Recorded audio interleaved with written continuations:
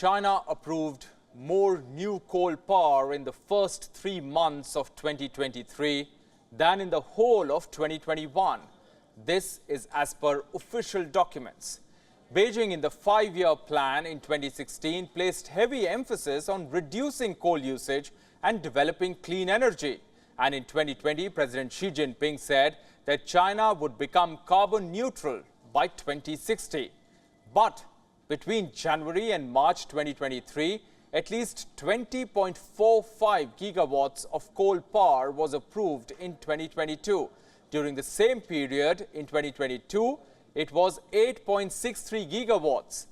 In the whole of 2021, only 18 gigawatt of coal power was approved. After 2016's 5-year plan ended in 2021, China's narrative shifted from reducing coal to prioritizing energy security.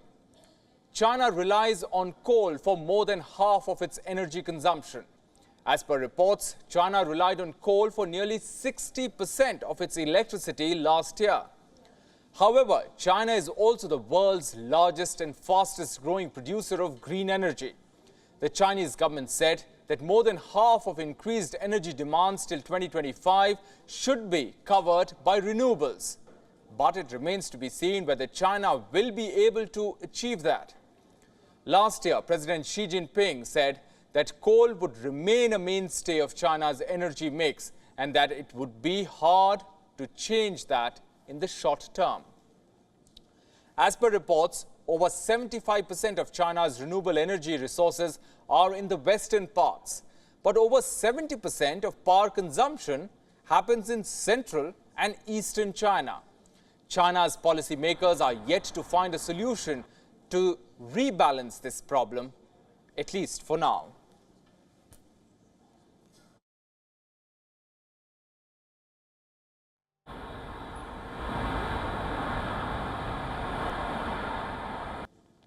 And for more on this, we are now being joined by Matthew L. Wold, energy and oil expert and former energy correspondent at the New York Times.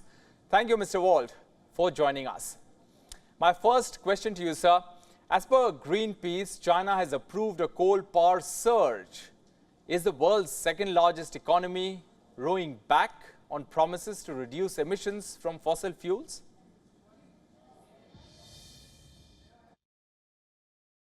China has big problems beyond these promises. They don't have enough electricity. China already uses nearly a third of the world total of electricity. They use about double what the United States does and about 6 times what India does. The reason is they have so much industry and they're still growing. They're growing by about 6.5% a year, and their top priority is to avoid power cuts. They had power cuts in 2021 because of a drought. They lost hydropower. In 2021 because of coal shortages. In 2022 because of a drought. They have a lot more air conditioners than they used to, and they're desperate to provide enough electricity. So the short answer is yes, but they've got bigger problems than their promises. Sir, China's emissions pledges are seen as essential to keeping global temperature rise well below 2 degrees Celsius. How will this affect the global fight against climate change? Will this prompt other nations to drop the ball? Other nations, including the United States, have already dropped the ball. There are very few countries that are on track to meet their pledges. If you look at the Paris Agreement, if every nation met its pledges, we still probably would not hold temperatures to 2%. We're in serious trouble.